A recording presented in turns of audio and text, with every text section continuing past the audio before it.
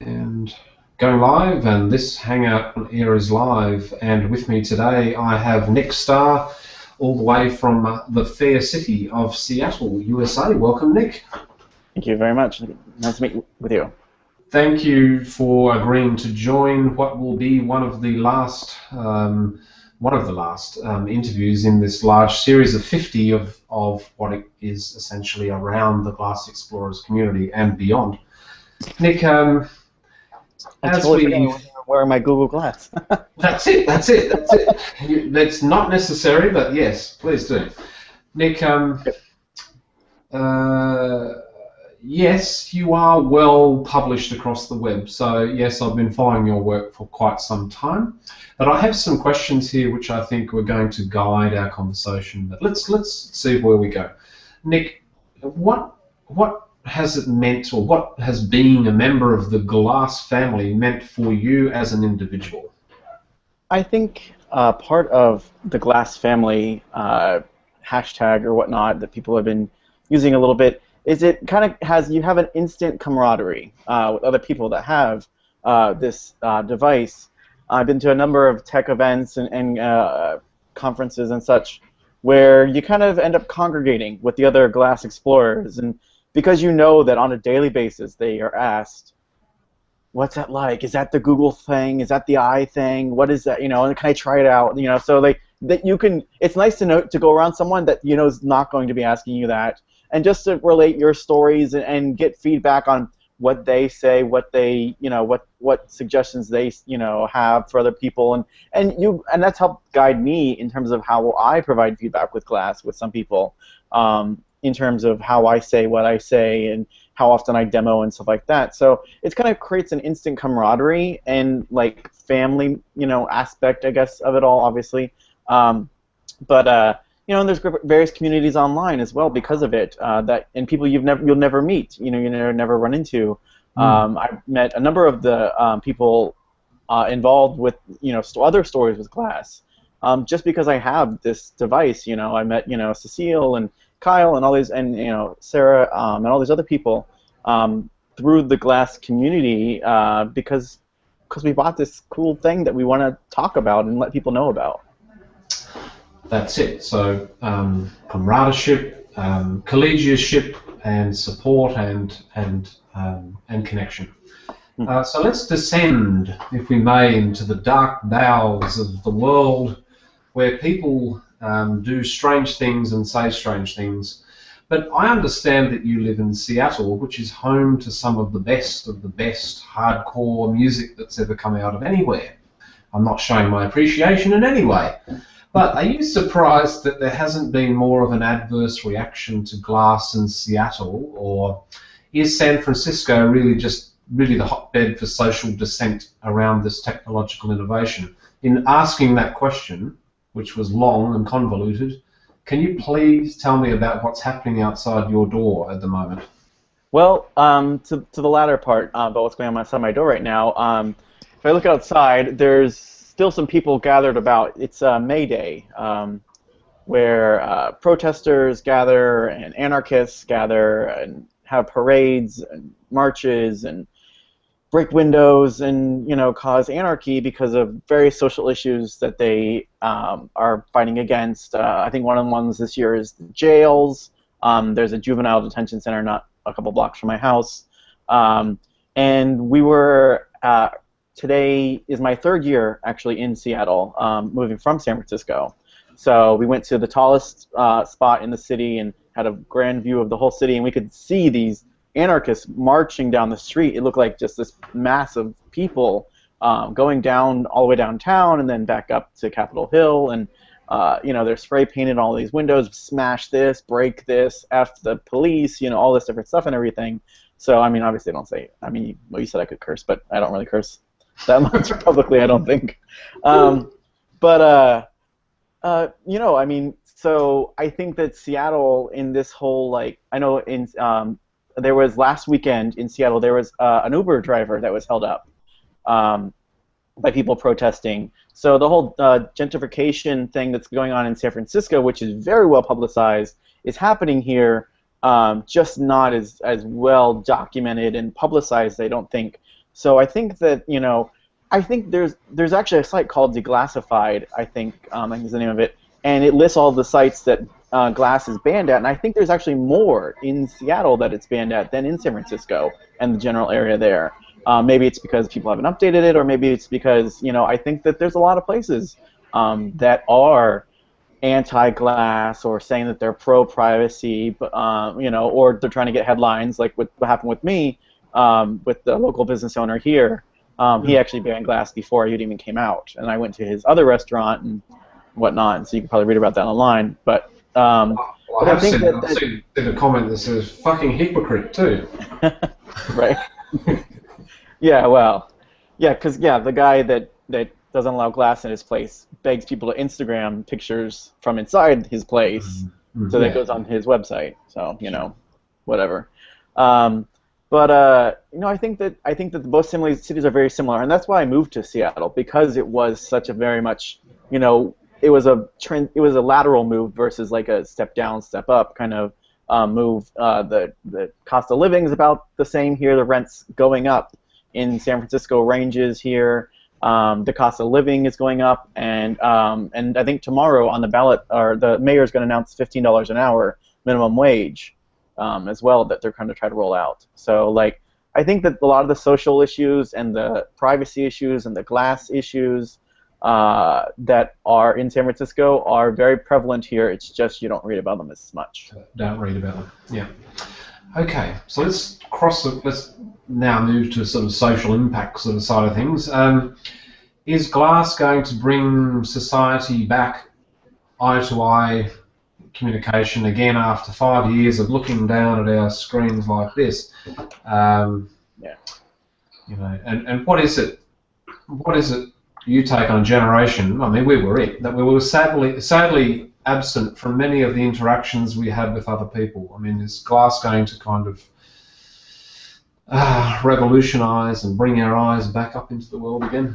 This is one of my points that I have when I talk to people about glass that I love, because I'm no longer like bent down in this hunched over kind of position with my hands in front of me walking around the streets anymore. I'm engaged in what's going on around me, and I glance up just briefly and use my glass, and I'm back down in the conversation. It's not a pull my phone out, unlock it, type in the password, go to the app. So I think one thing about the smartphone is that the experience of the smartphone and the app developers in the smartphone community, it's a time suck. They want you to be engaged in that application and that phone for as long as possible. They count it. You don't know it, but the data is sent to these app developers about usage and how long you're in the app, and what UI changes help you stay there longer or helped you out and stuff like that and everything.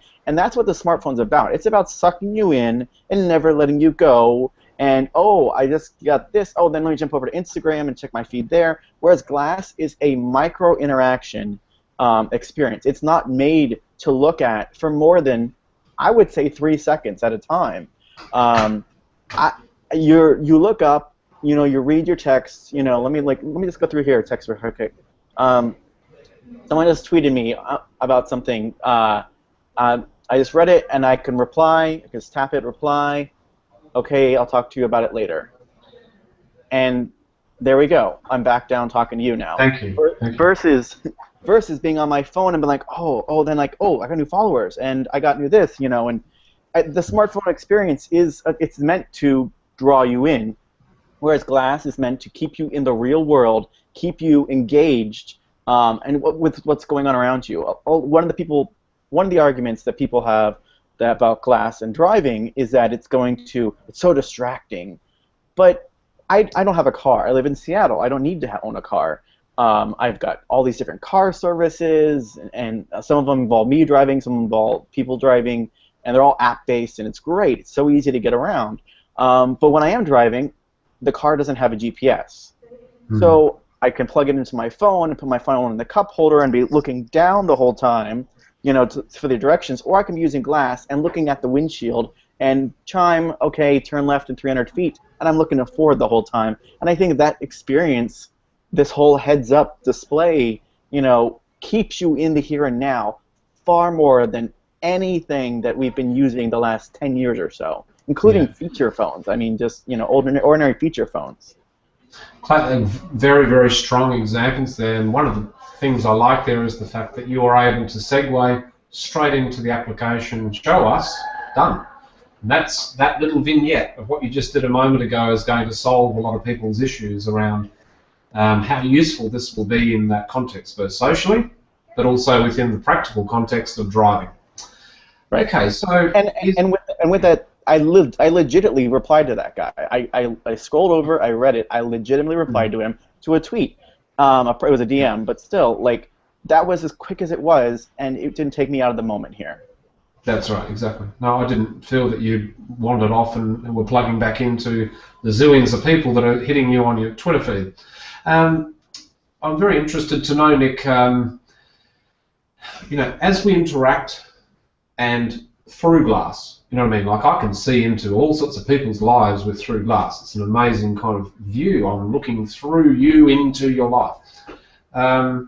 Are we in danger of becoming the transparent state that David Brin, who's a science fiction writer, often alludes to in his work, where essentially the state, the governments, can tap into now what we can see? Well, in America we have the NSA, so they can feel. So do we. Yeah, right. I think the notion of privacy with glass is finally getting to a point where the conversation is now in people's face, and they didn't realize how much they have lost over the last X amount of years. If you remember, Facebook came out with a program called Beacon, I think it was. Was it Beacon? Yeah. And it shared your Blockbuster queue right to your news feed, so your friends could see it, and people were in uproar, and it was a huge mistake, and they apologized and they pulled the program. But now, if you watch something on Netflix, it shows up in your news feed. Right? It doesn't show up on your page, but if someone's screwing through the news feed and they are a friend of yours and you've authorized the Facebook app or the Netflix app, it shows up now. But we don't care anymore. But when they launched Beacon, 4 years ago, not even, I don't think, it was the end of the world. That's privacy overload. I can't share that. I can't let you know that I'm watching. I know what she did last summer, or that's horrendous. But now you don't even think about it. So now that the privacy issue is in your face, it's become, oh my gosh, how much have I given up? And oh my gosh, they can see everything. They're doing everything. And what can this do? And I think with glass, there's not enough education about what it can and can't do.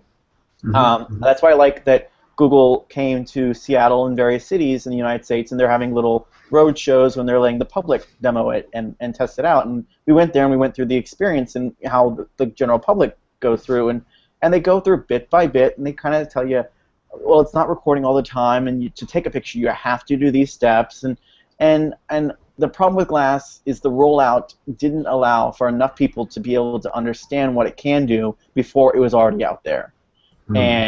And so this whole, it's recording me all the time, it's taking my picture, and or that the information is going to the government, people are freaked out now that the conversation's right here, the camera's right there now. It's not in your pocket on your smartphone anymore, just that. It's there in your face. And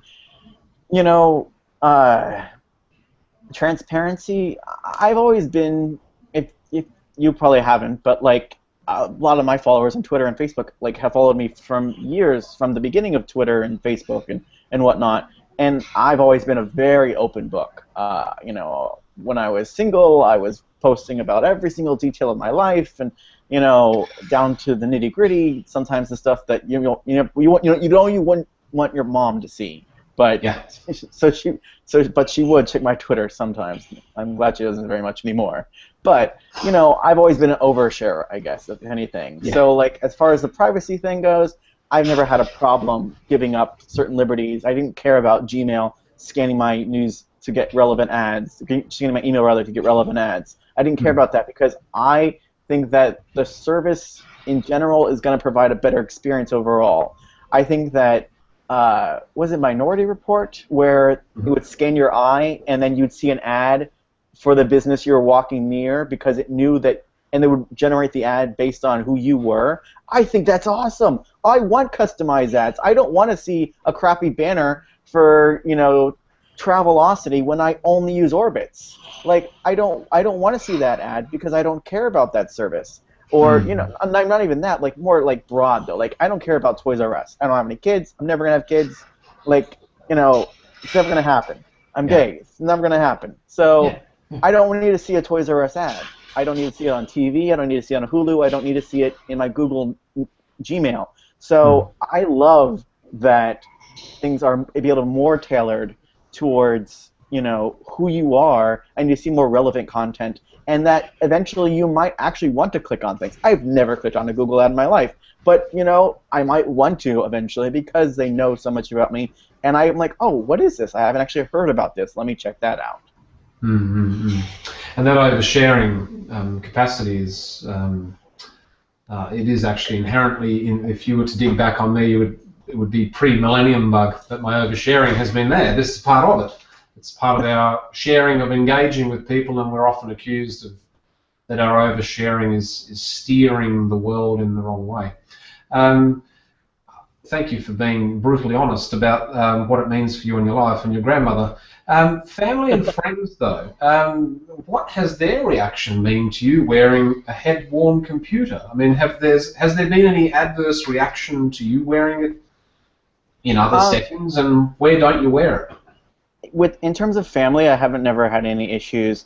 I went and visited my family last year in Florida with my partner, and they were more curious about it, like, oh, what's it, you know, what it is, what can it do, and you know, I showed it to them and everything, and I wore it the whole time I was there visiting them, but they didn't have any issue with it at all. We wore it. We went out to dinner, and I was wearing it. We went out to brunch the next day. I was wearing it. They didn't care. And, you know, it was with them, they've always known that I'm, like, on the cutting edge, and I'm going to have the newest thing. I'm going to have, like, the camera that's attached to me recording all the time, the cool, you know, fitness tracker, the Fitbit and everything, you know, the smartwatch that has a camera, or I'm going to have the coolest new stuff, and that's just who I am. So they're just used to having weird pieces of electronics on and around me, even growing up. But in terms of friends, I remember when a friend moved to Seattle from a different part of the state. They one time mentioned to me that, you know, like, they weren't comfortable necessarily, but also because they didn't understand it completely. So they weren't like, oh well, like they didn't tell me that at that time, but later on they told me, you know, like, it was a little unnerving and I didn't know what it was, and were you recording everybody and everyone was a little on edge. You know, and you get that a lot, I think, as a glass person because of the lack of education out there of what it can and can't do. And, like, one of the things that I strive to do is, like, let people know it's not recording you. If it's on, like, you can see this thing is lit up right now, and I'm doing stuff. It doesn't mean I'm recording, but you can see that it's on, and that I'm interacting with it. And it's not going to record. It's got a 45-minute battery life at best. If I wanted, and that's the reason I kind of got the narrative, actually, because I'm like, if I want to take your photo, I could do it with something that blends into my you can't even see it here, like, it blends into my shirt, and if I wanted to take your picture all the time, I wouldn't wear something that's on my face and so obvious, you know.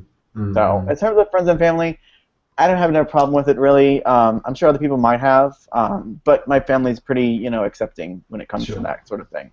Sure. So you've answered possibly a couple of million people's fears and questions around that. So we've moved from the family, where you live, societal impact, and so on, and what about let's just go to the worst of worst questions. But it had to arise. But let's see if we can frame it differently.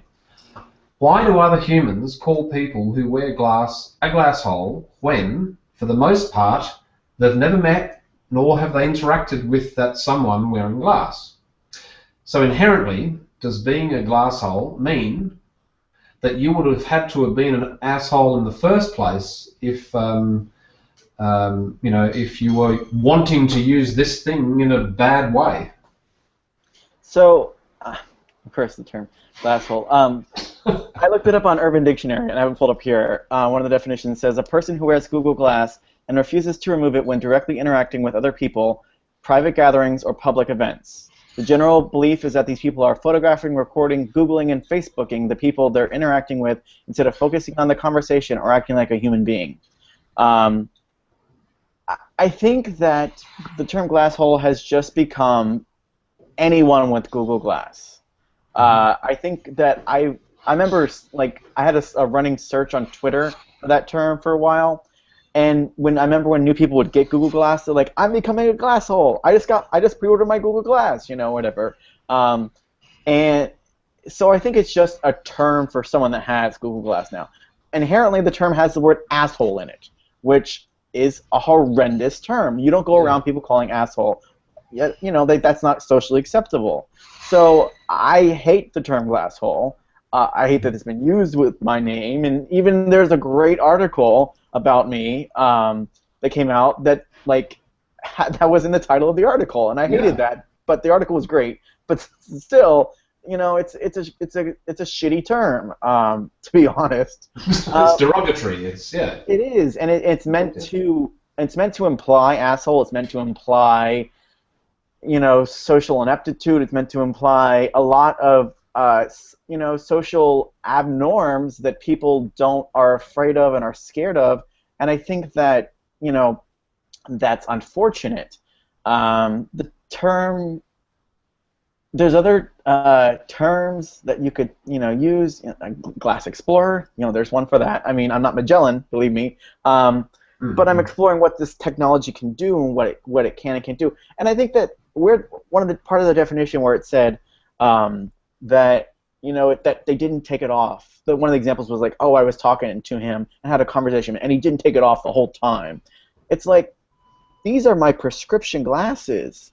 I can't, I don't have a bad prescription, but I have a small prescription.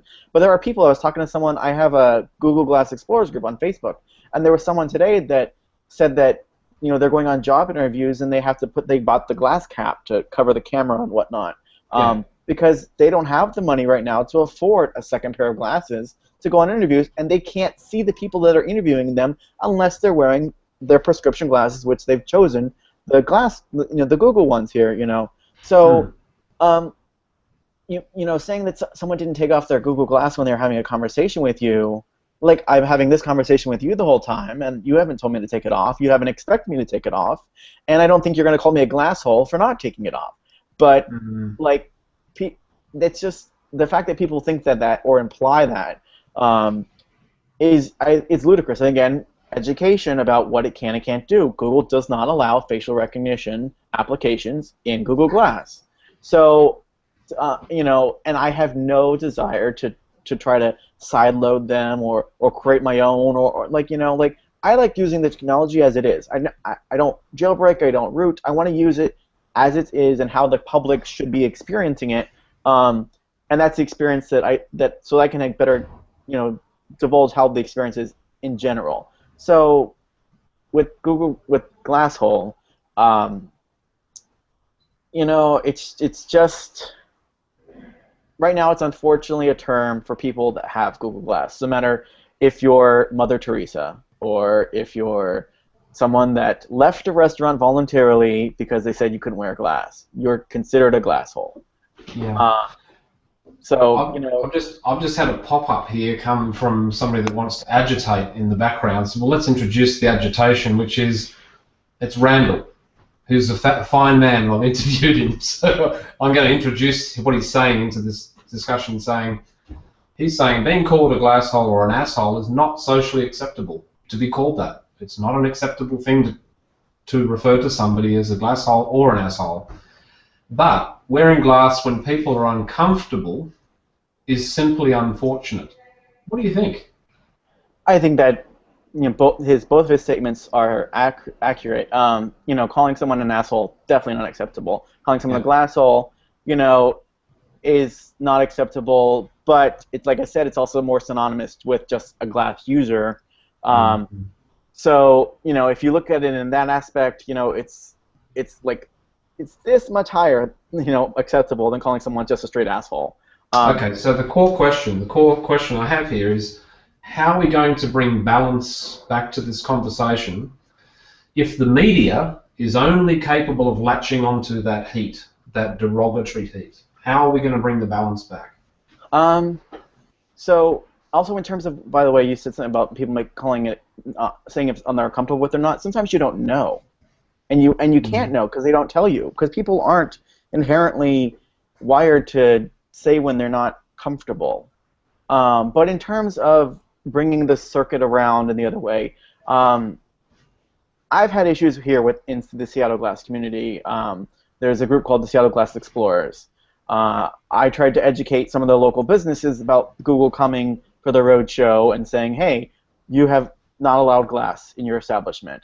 I understand that you might be in a knee-jerk reaction, or just, or what, I don't know what your reason is, but they're here, they're coming to town, and they can answer your questions. So if you want to, this is a technology that's not going away, and it's going to be around for a while, and so, if you want people directly from the company are here to answer your questions. Because I did that, I was kicked out of the Seattle Glass Explorers community. And not allowed back in because they thought I was, trying to badger these companies and whatnot. So their whole thing is they don't care about education. They don't care about getting these companies to change their mind. And I don't care about them to change their mind. I just want them to make an educated decision when they do make a decision. But their whole aspect, and I agree with theirs as well, it's just not my point of take on the whole thing, is glass for good, social and political good ways to use Google Glass. And especially in the medical industry, they have couple of people, one's that's a surgeon, that's also coding for glass as well. And I think that a lot of the great stories that you've seen about glass have been in the medical industry, about students and teachers using glass for teaching, video streaming, doing surgeries and recording it, using it for medical journals. And I think that the business/medical use of glass is where all the good stories are. That's where the conversation turns around and changes and says. And there was a great story where there was a child who couldn't leave the bed. He was hospitalized and couldn't leave the bed, and got to go to the zoo via Google Hangouts on glass and go experience the zoo. And it was touching, and I don't cry, but I was getting a little misty. I was like, this is what it's about. This is what the conversation should be had. This is what the media should be talking about. But the media doesn't care about happy. They care about, oh, this guy, and oh, this girl got a ticket, and oh, this girl got her glass stolen off her face, and news is about drawing people in and sensationalizing things.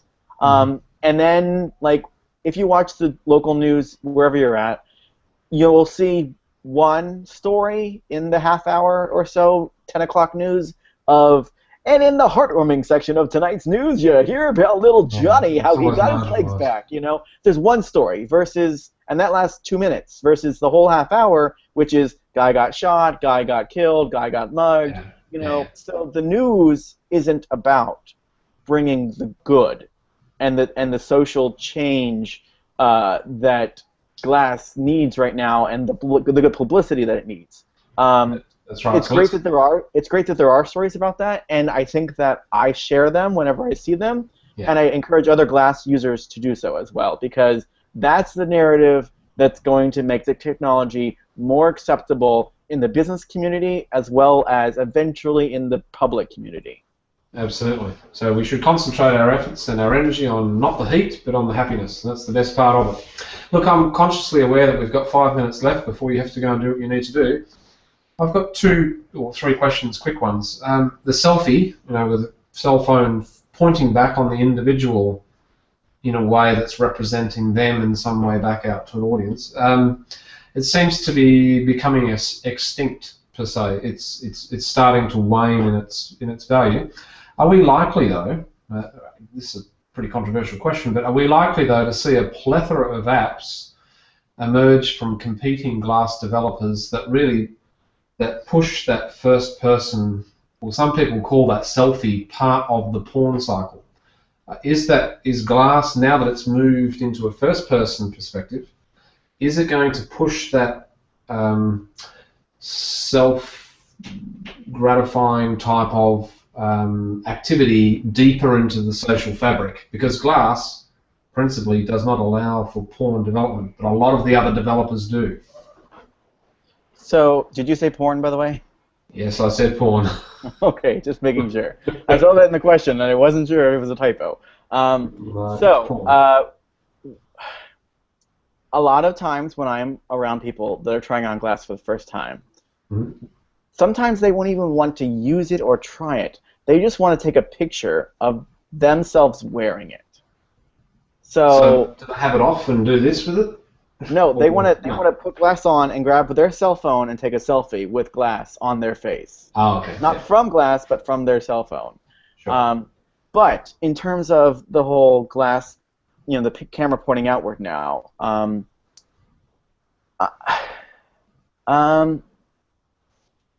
So when I saw this question, I was kind of torn because like the whole selfie thing is still very big. I mean, there was just a song that came out.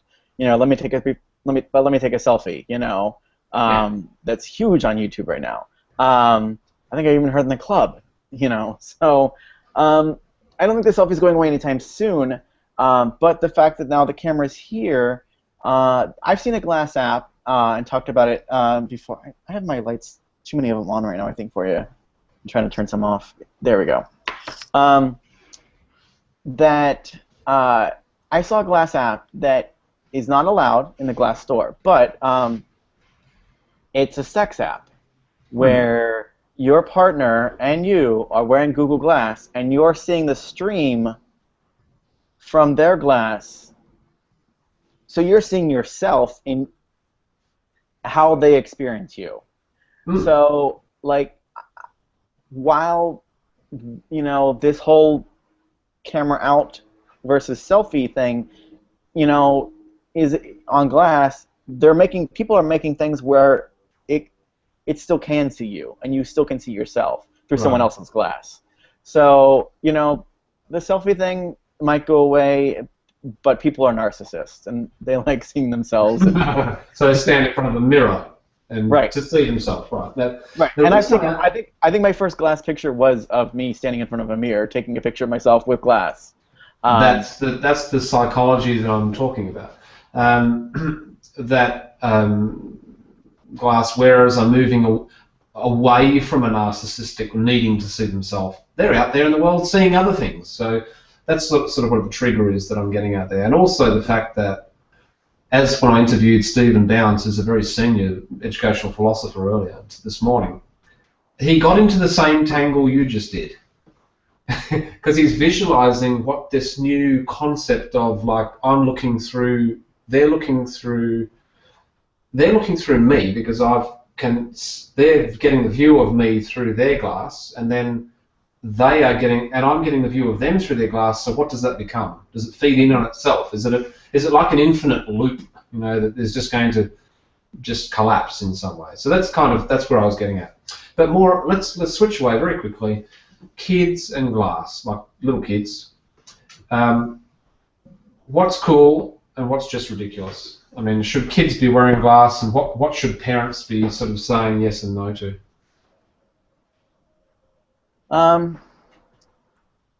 There we go, better light, finally. Okay. So, I don't know. I didn't have a cell phone until I was... 2? No, I'm 33. Well, that's it. That's what I'm saying. But what age did you get it at? Let's see. It was after high school. I had a pager. On a little chain. I was. And I remember you would text people, like you would call them, and like and they had like texting service, and they would listen and translate the stuff for you. I remember that. Oh my gosh. My first cell phone was after high school, so I was 18 plus. But like, I was walking down the road the other day, and I saw a little kid almost bump into me who couldn't have been 8 on his iPhone, and I'm like, what's going on? But okay, so yeah, cell phones for kids, weird concept, but people are more connected, and parents, want to know where their kids are because their kids are out. It's a bigger world now. If the lights came on the street, it was time to come home when I was a kid, and you were on the street that you lived on. Now you're at Johnny's house, miles away, and your parents need to know where you're at. With glass, I don't think it's going to be acceptable in schools. I don't think public schools are going to accept it right now. Well, I collapsed that question earlier about schools because it actually is being used right across America in schools.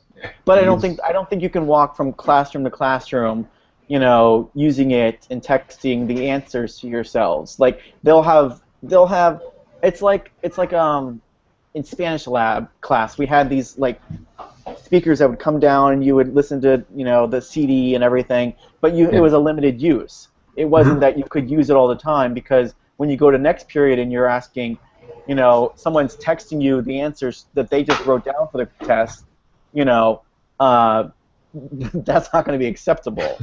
So we're going to have a geofencing routine where you can only wear your personal glass in certain parts of the school. Yeah. I mean, or it's like it's assigned to that specific class or something like that. So I don't think that I think that it's a great concept, but I would cheat so badly with it. Are you kidding me? You wouldn't learn anything. I mean, it's ridiculous. So yeah, I don't think that it's not there yet for under 18. Over 18, fine, it's awesome, it's great. It will improve your life. It'll make you drive better, and you can text your friends with it, and you can find great restaurants and places of interest. We were in Vancouver, and we found this cheeky restaurant where they kind of are mean and bitchy to you, but we're like, wow, that sounds so cool. Why not? Let's check it out. And I only knew about that because of Glass. Then this field trip app showed me it. So it's awesome. It improves your lives in ways that you would never think about. One of the great lines of the last 10 years or so was, I think, Biz Stone. It was we created something that we didn't know we need before we had it, about Twitter. And you didn't know you needed that, but now you can't live without it. So this instant notification about what's around you and everything like that, you didn't know you need it, but now that you have it, you're like, wow, this is awesome. And it makes your life better and your experiences in the outside world better. So, high schoolers, don't give them Glass as a full-time cell phone. But, when they're 18, that's part of graduation. Here's your diploma, here's your Glass. Okay, I can picture that. Last question, because you're about to go, whatever. What will the impact be of digital eyewear glass across humanity be? What's the impact going to be? Digital eyewear glass across humanity. Let's see. Save the best to last. Like I said, I think it improves your life and how you interact with the rest of the world. I had a conversation with someone the other day. I was saying, you have glasses. You're a eyeglasses wearer. Why wouldn't you want your glasses to be smarter? Why? If you are a person that requires eyewear to see the world around you, why wouldn't you want them to be smarter? Why wouldn't you want them to be more interactive? So a glass, they have the titanium band, these are the prescriptions, but then it looks a little awkward and you're wearing something on your face that you're not used to. You've been your whole life and you didn't wear anything on your face, but now you do. But with people that have had eyewear their whole lives, my brother's legally blind without glasses. So, he thinks that the concept's really awesome. Why wouldn't you want something that's smarter and helps you out and changes how you interact with the world, how you interact with people, how quickly you're able to do things? I think that the social change, especially in that community, the eyeglass wearers community is going to be huge. And do you have kids? I can't. Is someone yelling? I can't No, tell. they're down in this building that I'm in. Yeah. Okay. I do have kids, but they're not here. I'm like, I haven't heard kids scream in a while. There's none around me everywhere I go. No, I think it's a game changer, and Google Glass is likened to the iPhone 1.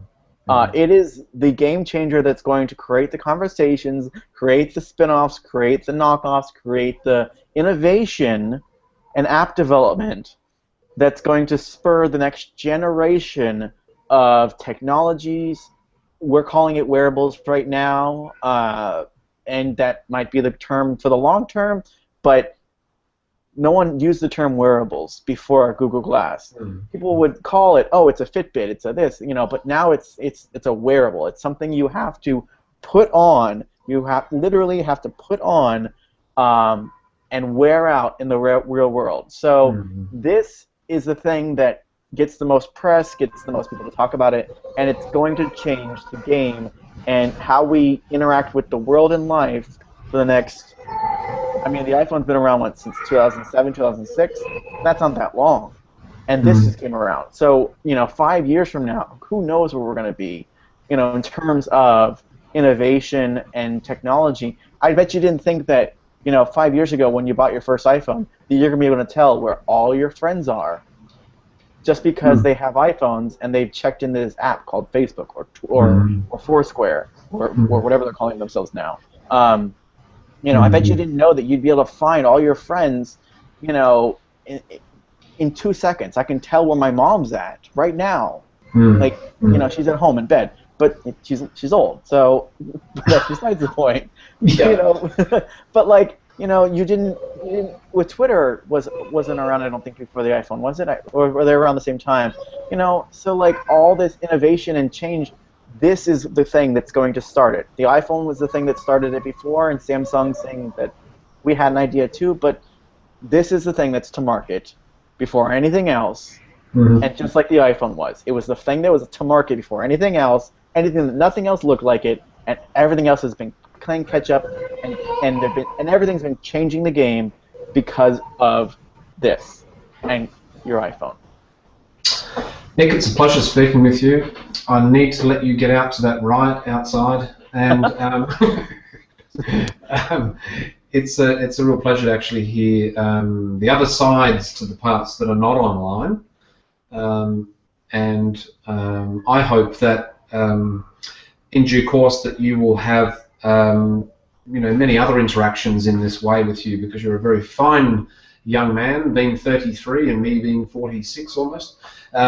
Yes, it's really important that we interrogate these in an affirmative way and look at both the positive and negative use cases for everything in the way that you've described.